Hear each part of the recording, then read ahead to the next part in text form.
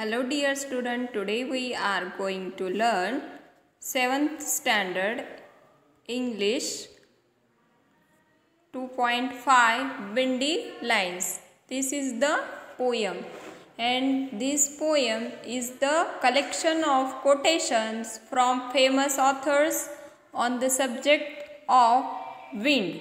तो हमारे ये जो इस पोएम में यहाँ पे फेमस ऑथर्स जो है उन ऑथर्स के कोटेशंस इसमें कलेक्ट किए हैं और यहाँ पे with the help of the internet आपको यहाँ पे and your teacher you can make similar collection of famous और memorable lines on different subject. जैसे कि आपके इंटरनेट का हेल्प से और आपके टीचर की हेल्प से आपको ऐसे ही कलेक्शन बनाने हैं ऑन डिफरेंट टॉपिक्स के ऊपर वो कलेक्शन बनाने हैं, जिसमें जैसे कि यहाँ पे विंड के बारे में सब ऑथर्स के अलग अलग कोटेशंस का ये कलेक्शन है। उसी तरह से आपको रेन, रेनबो, मून, सन, ये जो हर राइटर के फेमस सब्जेक्ट होते हैं, इस सब्जेक्ट के बारे में भी आपको ऐसे collection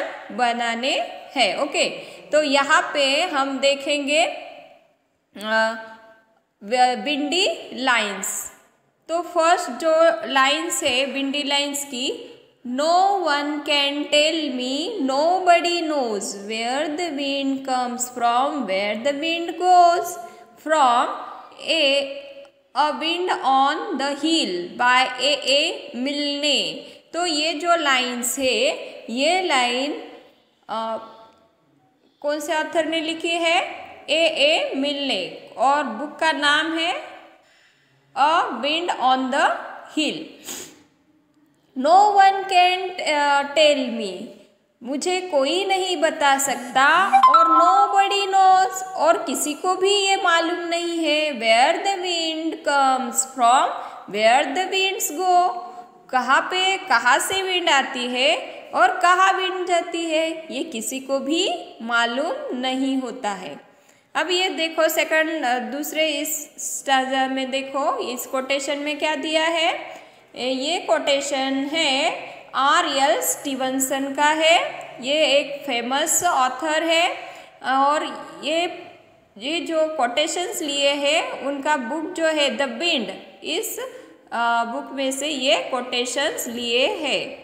O you that are so strong and cold, O blower are you young और ओल्ड। यहाँ पे बताया, इस दो लाइन में बताया है कि तुम कितने बलवान और कितने ठंडे हो। ओ ब्लोअर, बहने वाले, आर यू यंग और ओल्ड, आप यंग है या ओल्ड हो। Are you a beast of field and tree, आप एक फील्ड मीन्स खेतों के और ट्री के एक बीस्ट हो क्या, एक पशु हो क्या, उस पे जो रहते हैं। और just stronger child than me, और क्या सिर्फ आप मेरे से जरा सा स्ट्रॉन्गर बच्चा हो। O wind a blowing all day long, O wind that sing so loud a song, O हवा, O blowing all day long, तुम हर दिन भर बहती हो। O wind that sing so loud a song, O हवा, आप बहुत ही बड़े आवाज में गाना गाते हो। ये किसने लिखा है? R.L. स्टीवनसन से। सो यहाँ पे देखो नेक्स्ट कोटेशन किसका है? क्रिस्टिनिया रोस्टी। क्रिस्टिनिया रोस्टी का ये कोटेशन है। Who has seen the wind? Neither I nor you. But when the leaves hang trembling, the wind is passing through. Who has seen the wind? Neither you nor I. But when the trees bow down their heads, the wind is passing by. ये रोस्टी का जो poem है वो बताते हैं who has seen the wind, किसने ये हवा देखी है, नाइदर आई नॉर यू, मैंने भी नहीं देखी आपने भी नहीं देखी, but when the leaves hang trembling, जब ये पत्ते क्या करते हैं, ट्रम्बलिंग मीन्स आवाज़ बनाते हैं, ट्रीज की पत्तियां जब हिलते हैं तो आवाज़ आती है, जब वो आवाज़ बनाते हैं the wind is passing through, तो हमें पता चलता है कि हवा बह रही है।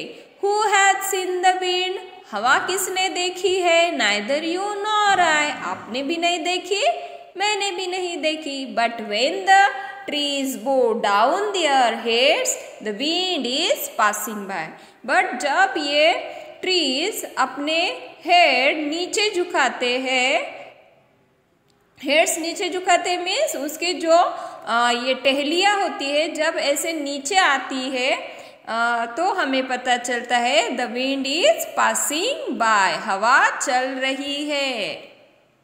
नेक्स्ट कोटेशन देखो, it is from the Coromandel fisher, ये करोमंडल फिशर जो है ये सरोजिनी नायडू लिखित ये पोयम है। यहाँ पे देखो, राइज ब्रदर,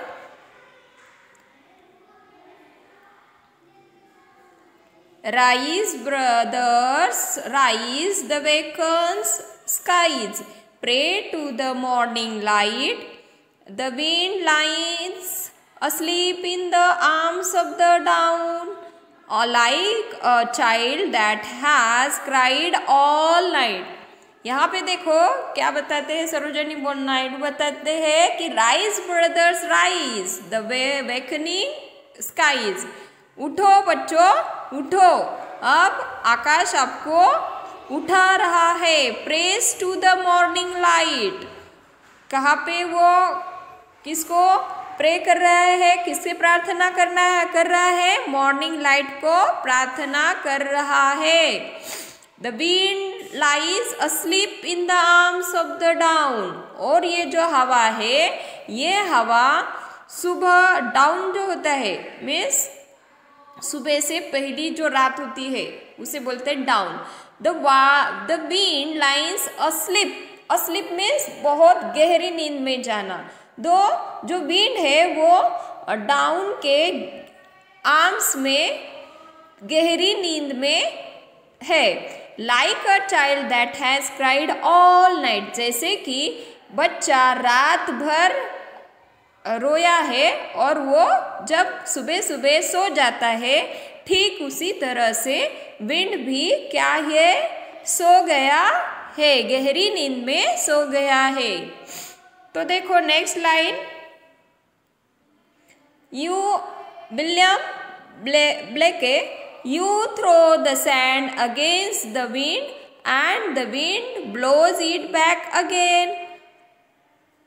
जब आप सैंड फेंकते हो, you throw the sand against the wind, जब आप रेती हवा के दिशा में फेंकते हो तो the wind blows it back again, तो वो विंड जो होती है वो फिर उसे आपकी तरफ फेंक देती है।